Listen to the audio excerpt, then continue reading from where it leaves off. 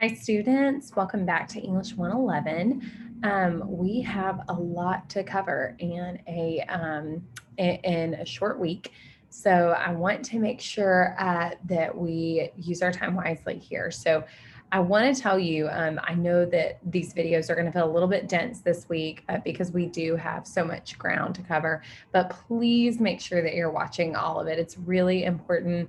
I want you guys to remember that these online classes are like you're going to class. Okay. So you go to class, you have about 3 hours of classroom time, and then you still have homework after that. You still have homework, you still have papers. So keep that in mind as you're planning for your week. Some of you, I can tell you're maybe not watching the whole lecture, you're not watching the lectures at all, and that's going to show, it's going to come out in your homework. So the first thing that I want to draw your attention to, and I've said this for those of you who have heard this, I'm so sorry, but I feel like I need to continuously reiterate because it's still an issue. Please, please, please make sure that you are looking at your folder when you are looking for due dates. The way that the discussion boards work in this class is you have an initial post on Wednesday, and then you also have responses due on Sunday. So there is no way for me to set the due date to where it shows both of those. So what I do is I always make sure that I have that due date set to that Sunday. So a lot of you, some of the questions I'm getting is, oh, I'm confused. Why is this on Wednesday? Why is the due date marked for Sunday? It's because that initial response is due Wednesday, but then the holistic discussion is due Sunday. So please make sure you're paying attention to the homework assignment section. So for this week, you have a discussion board initial post due on the 22nd. You have your responses to course mates, which are due on the 26th, and then you have another homework assignment that's due on the 26th. Please keep in mind that your rough draft is going to be due next week. So as far as your interviews go, you really should start taking care of that stuff now. Some of these homework assignments, you're going to need to have done the interview before you can really complete those well. So I would encourage you to get that done sooner than later this week. So I'm going to go into this week's homework. So once I do this lecture, you're going to understand a lot more about these homework assignments. So without further ado, let's get to this lecture. So we're working on a profile essay right now. And for those of you who remember from last week, a profile essay is when you are closely examining a person, place, or a thing, and you're telling about it in a narrative form. So for us, we are focusing on a person. And through that focus on the person, we're asking this question: who do I want to be like and why? So I'm asking you to focus on someone in your life, someone who you're watching, who you see, who you want to model your life like. So, along with that, we can't cover all the different genres of essays in this class. There's no way. I wish it was a year-long class where we could do more of that. But I do want to talk to you about some different modes of writing. This week specifically, we're going to talk about compare and contrast, and we're also going to talk about observation. And observation is going to be particularly helpful for you because you're going to be doing that a little bit in your profile essay in your interview process. So the first one that we're going to talk about is the first mode we're going to do is compare and contrast. So a compare and contrast essay examines topics from multiple viewpoints, okay? This kind of essay is often assigned in middle school and high school. And it teaches students about the analytical writing process, and it prepares them for more advanced forms of academic writing. Compare and contrast essays are relatively easy to write if you follow a very simple step-by-step approach. So what is the point? Why will you ever come across this kind of essay? Well, compare and contrast essays allow you to juxtapose two subjects in the same paper. This means that thesis statements, topic sentences, and descriptive details must cover both subjects. Compare and contrast papers also require critical thinking. To write one, you need to go beyond simple description, and you're going to analyze and explain that relationship between the two subjects. So what that means, guys, is it's simply not enough to say, and I wish I had two objects to show you. It's not enough to say This plant is different from this plant, okay? There's got to be a bigger picture idea for why you're comparing those two items. So, a good comparison essay can provide information about current events, political candidates, travel destinations, or products, okay? And really, a compare and contrast can be about anything. So I'm going to show you the supplemental video. What this is going to do is this is going to show you the various ways that you, if you ever come across this type of essay in another class, this will be a good resource for you to go back to see the different ways that you can construct this kind of essay. It's Talking Windows with Harley and Aaron. Installing windows can be a messy job, but at Window Nation, All right, so a lot of... And I'm going to make sure that I'm sharing the sound. There we go. You love the video that I created for reading, comparing, or compare and contrast essays. So now I'm actually going to go into talking about essay structures, which a lot of you requested for. And comparing is also known as compare and contrast. So if I interchange between the two, then please don't worry. So we are covering essay structures, as you know, and if you like this whiteboard style, then give it a thumbs up. So generally there are three main types of essay structures in regards to compare and contrast essays. What exactly are they? Let's find out now. I'm going to be using the books Great Gatsby and Macbeth as a comparison. If you're not studying these books, it's completely okay. You should still be able to understand exactly the procedures I'm going to outline ahead. So, essay structure 1. Let's do this. This structure is quite popular and you may know it, and it is known as a block structure. So what exactly is a block structure? So the reason why this is called a block structure is because it's literally placing your texts and discussing them in blocks. So I'm just going to write down paragraph 1, 2, 3, 4, 5, and 6 on the left-hand side so that it's clearer for you how this would look like in an essay. So if our first text was to be on The Great Gatsby, then we'd spend majority of the first half speaking about Gatsby and the second half talking about Macbeth.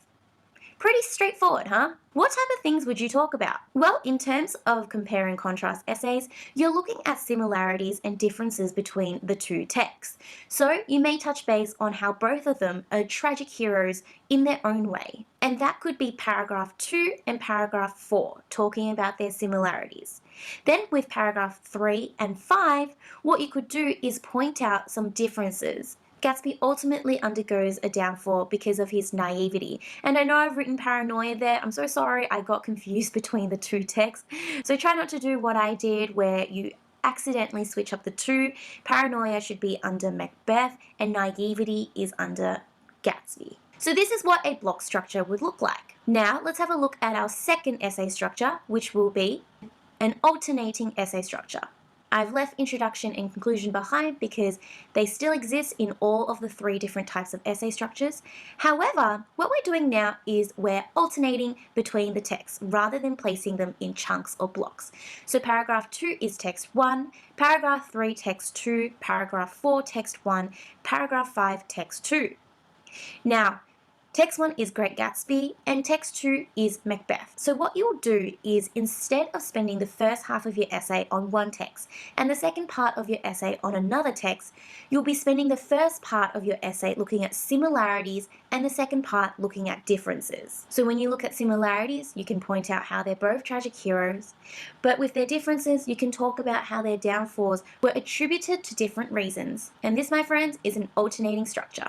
By the way, if you like what I'm doing here with this whiteboard and having this voiceover, then please give me a thumbs up so that I know I should be doing more videos like this.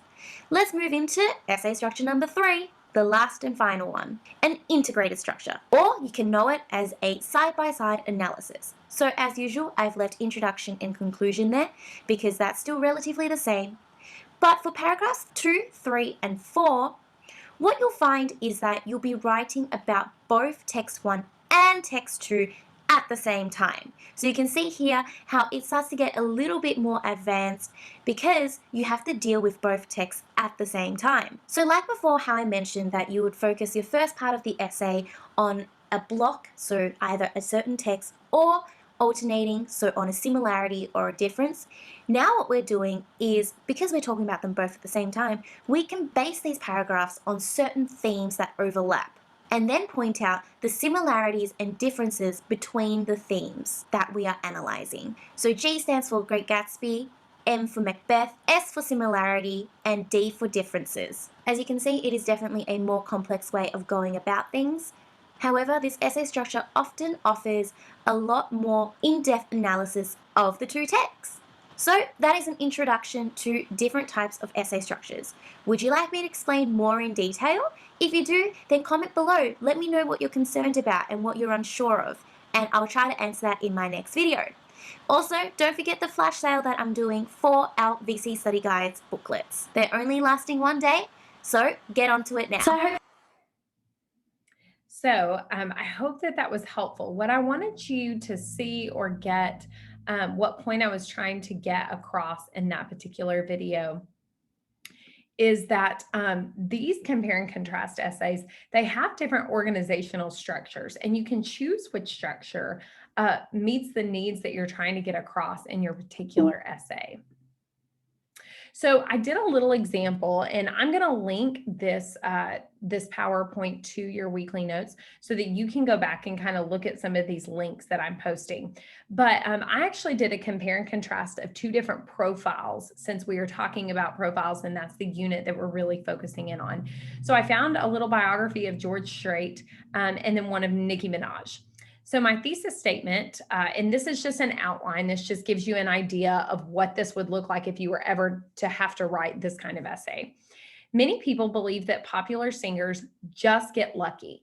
But in looking through the lives of pop artist Nicki Minaj and country singer George Strait, these two lives prove that a drive to overcome obstacles, the willingness to shift to other places in their careers, and the sheer love of artistry and music are what create personal music success. Now, what I want you to see there is I didn't just say George Strait and Nicki Minaj are both singers. They're both successful. What I've done is I've gone deeper and I've really looked into their lives to see what we can really compare and contrast.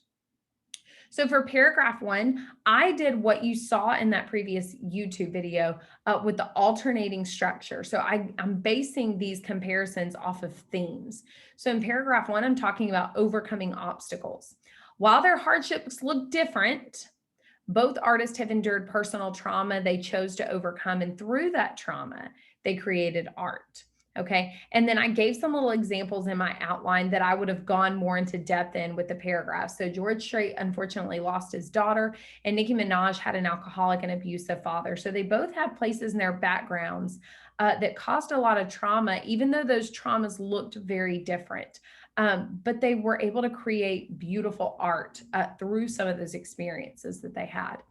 Paragraph 2, the theme was a willingness to shift to other places in their career. So although the facets of their career are very different, Nicki and George had a willingness to go to those different places, choosing not to be confined to their genre or safety zone of music. So George Strait, he had an acting career with movie soundtracks, and Nicki Minaj also did some TV screen time with American Idol. Paragraph 3, I talked about the sheer love of artistry. While country and pop seem to be on different sides of the musical spectrum, Nicki and George both share a sheer love for their artistry and music. And then I go into detail about how George was a country sensation and Nicki Minaj is rap and pop. So again, this is just a very brief example of two different profiles, and how if you were to ever be asked to do a comparison, this is just a good outline example of something that you could do. So the second mode that we're going to talk about, and again, just to reiterate, a mode is the various types of writing that you might come across. So the different genres of writing, different types of writing that you're going to experience through your academic careers. So the next one that I'm going to talk about is observation. And observation is important because you're going to be using that when you're writing this profile essay. So to write an observation paper, you must first observe. Remember that observation is more than just vision. You should also be observing sounds, smells, sensations that are happening around your observation paper topic. Do more than just observe the pieces. Try to observe the way that everything works together, the processes involved, and the total experience. concentrate on what's going on, but also take careful notes. A good way to take notes for an observation paper is to write them without looking at the paper. This frees your eyes and your senses to continue looking at what you're looking at. Remember that although your notes have to be readable, you won't be handing those in. Don't worry about making them look perfect. Just try to take as many notes as possible. So here's a supplemental video to talk a little bit about that.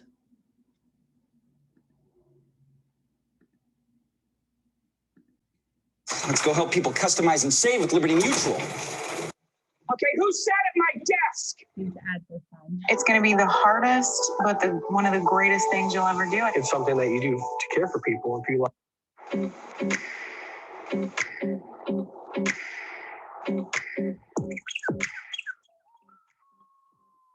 Okay, in this video, we're going to be talking about how to write an essay, specifically a personal observation essay. So I'm going to explain what that is in a bit, but first, I think I need to explain what an essay is.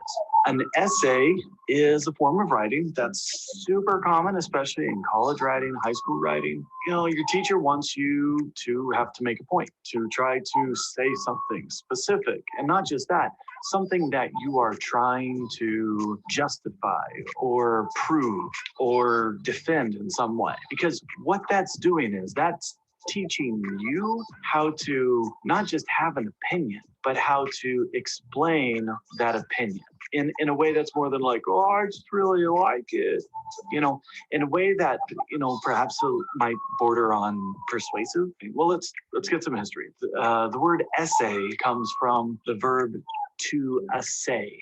Sounds the same, not the same, spelled differently. What it means is to weigh, right? Have you ever seen those scales where you put something on this side and it goes up and down, right? That kind of scale. That's for assaying. That's for weighing things next to each other. That's kind of the process you do when you write an essay. You're going to look at more than one side to an issue. You know, this got some weight here. Maybe there's some weight a little further back. Maybe there's some weight over here. Maybe there's some weight over here. And you kind of look at them next to each other to make a decision.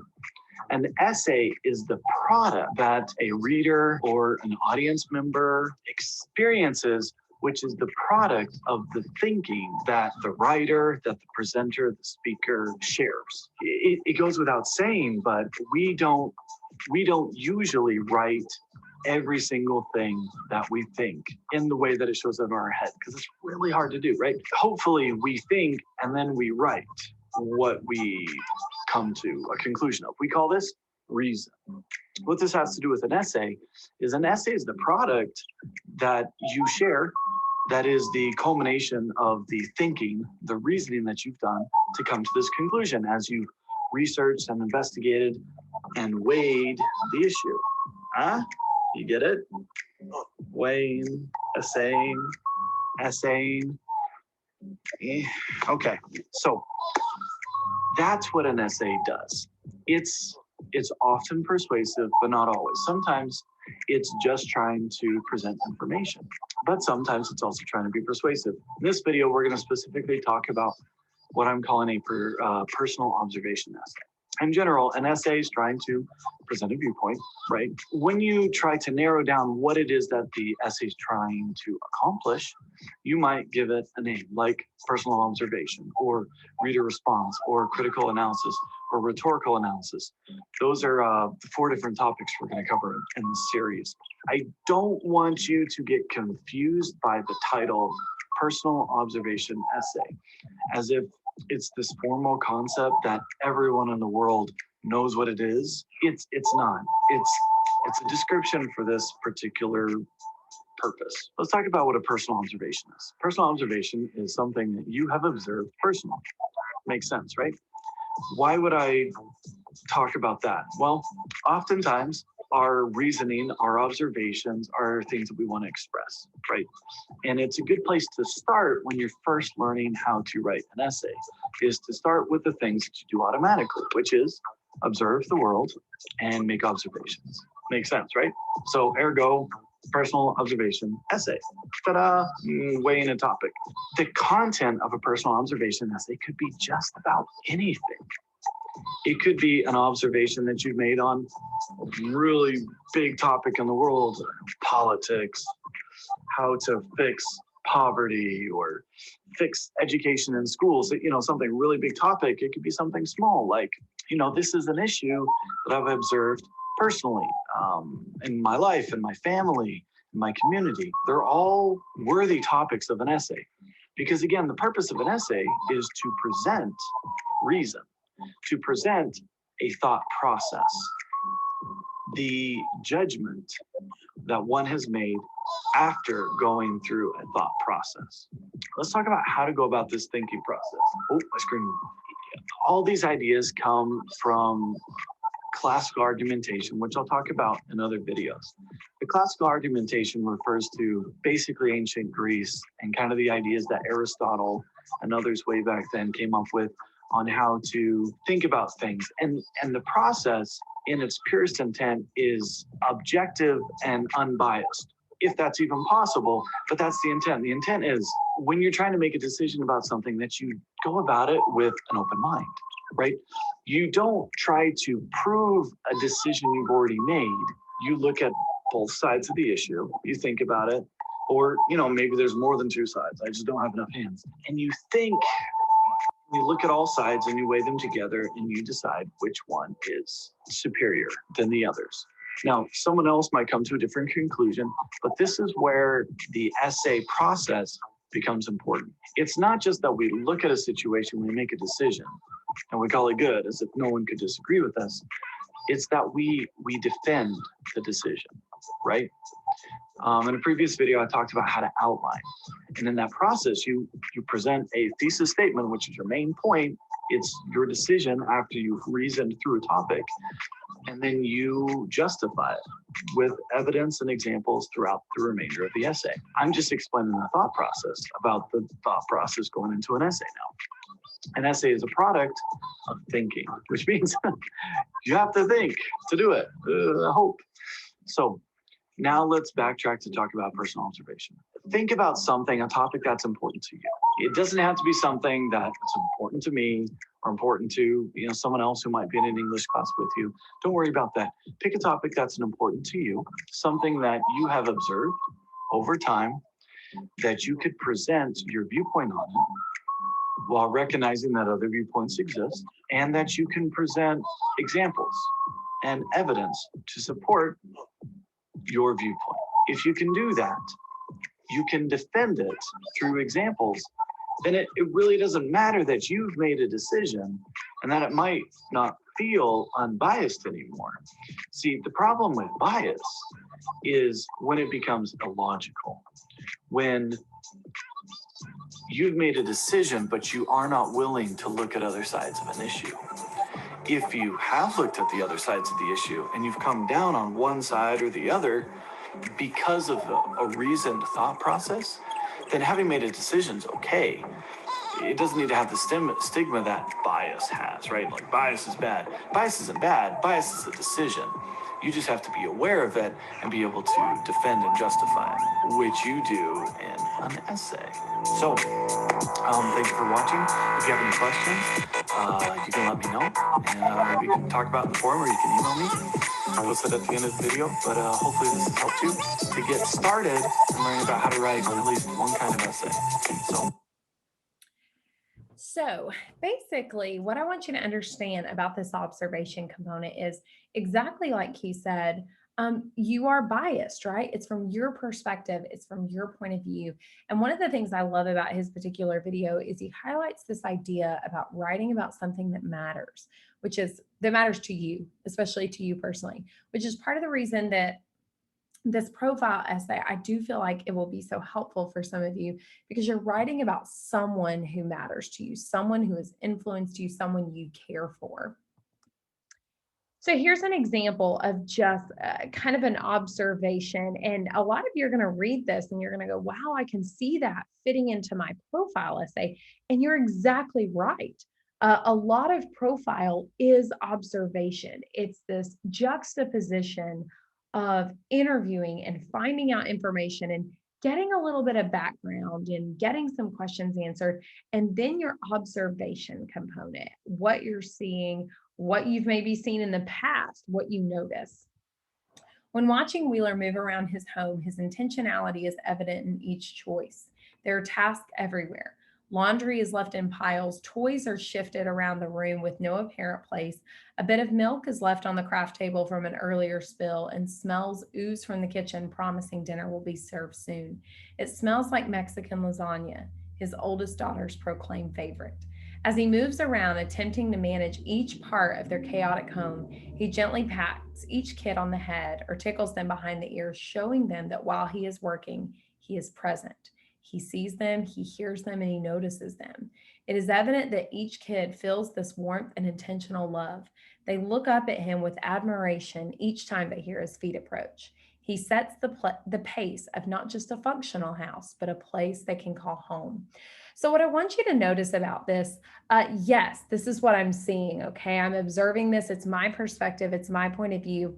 But not only that, you can tell that I have done some background knowledge, some background research in this.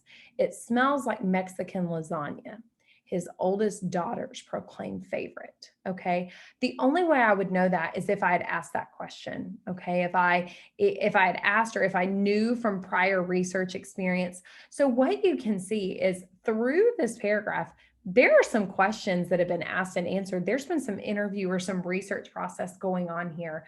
However, you don't see, I asked who liked the dinner that was being served tonight. I simply wove it into this storyline. So we're going to go over,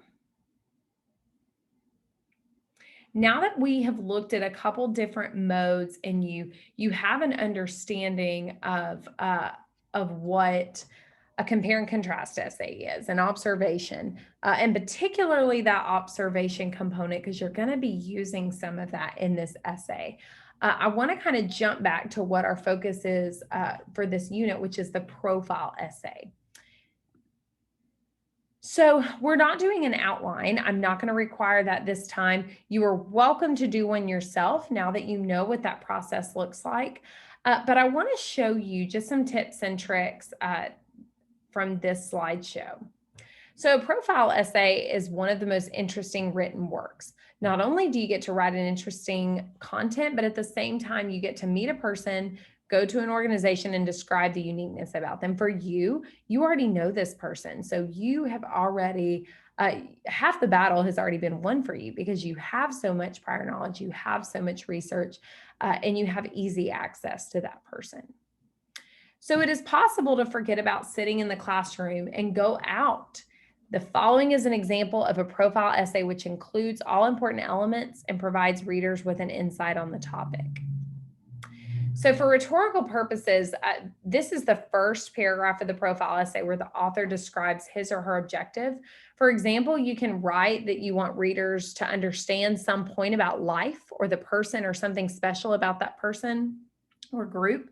And the purpose should reveal something new and show that it involves more than one would think. So for you, by the time we complete your introduction, we should have a clear understanding that this person you've profiled, that the reason that you've profiled them is because you want to be like them, because you want your life to mirror the things that you see happening in their life. The purpose should be very evident by the time we're done with that introduction.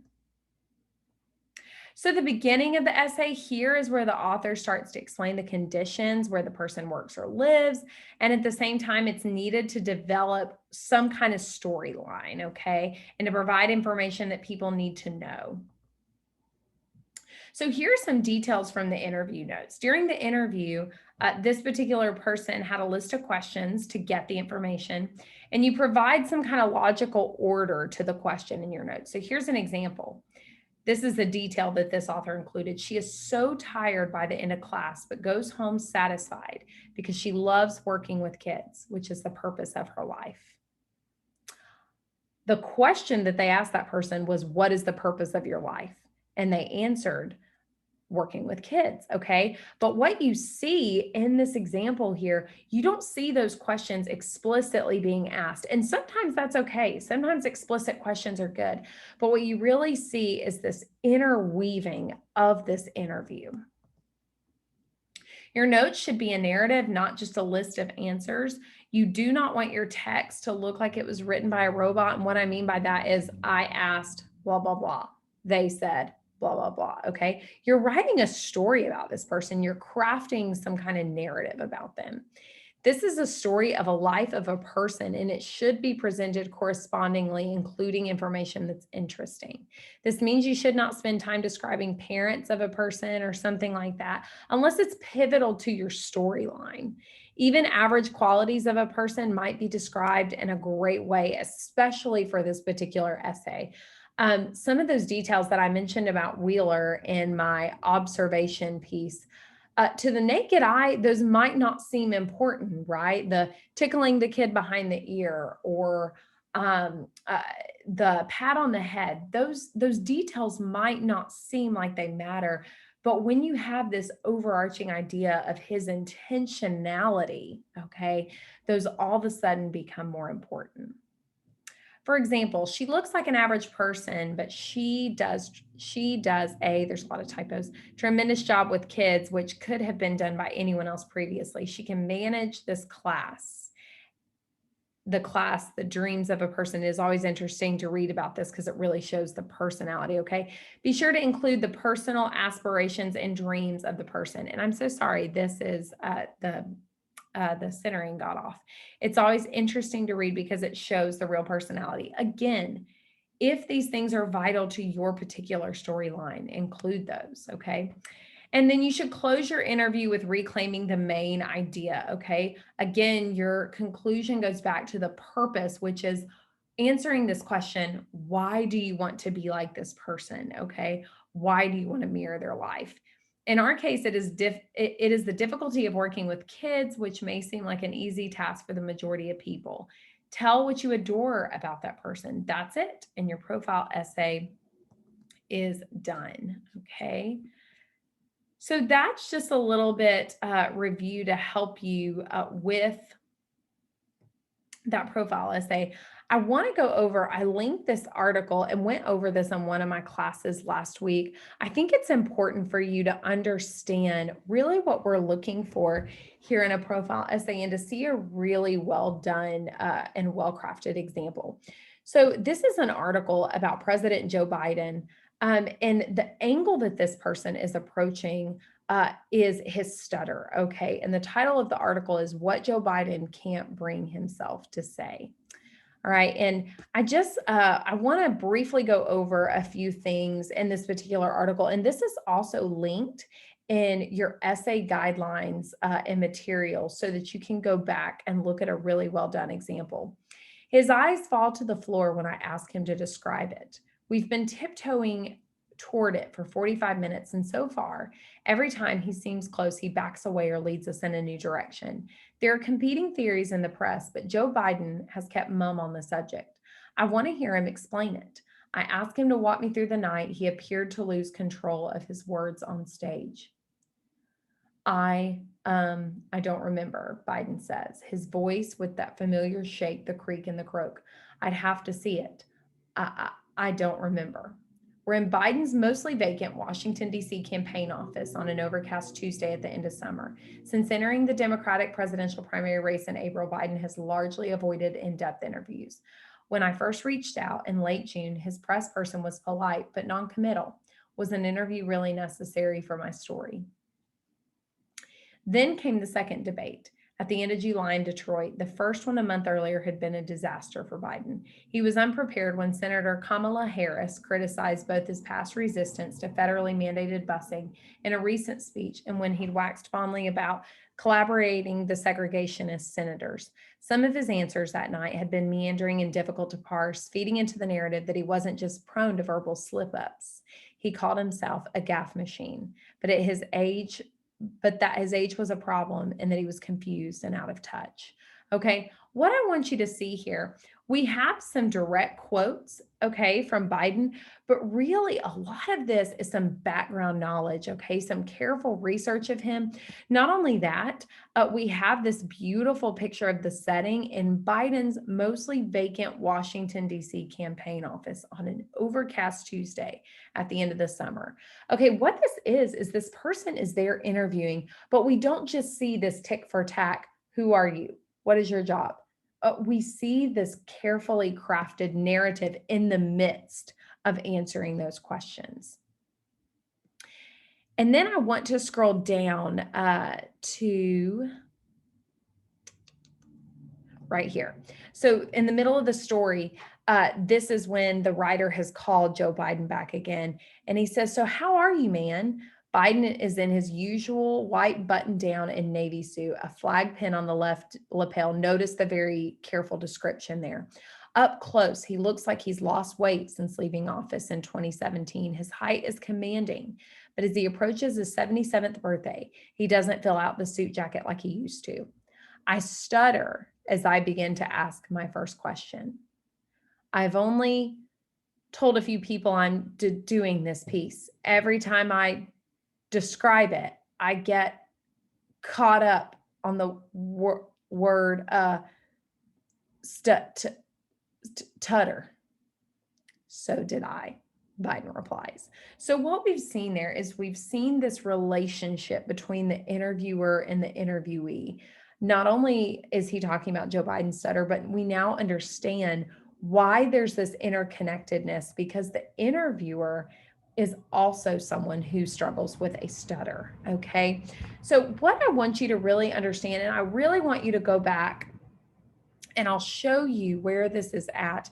If you scroll down to essay topics and handouts, make sure I'm sharing the screen appropriately. Okay, and you go down to profile essay, you'll see the example that I have linked right there. But what I really want you to see is after you've composed these interview questions, the ones that you turned in on Sunday, I want you to start looking at those answers, looking at the observation notes that you took from the interview, looking at the bigger picture of this person's life and asking yourself, how can I craft this into a narrative? How can I craft this into a profile story that explains the answer to the question, why do I want to be like this person? Why do I want to become more like them? What about their life do I want to mirror? Okay, so that ends our lecture for this week. And again, just briefly, I want to scroll back down to this week 5 folder.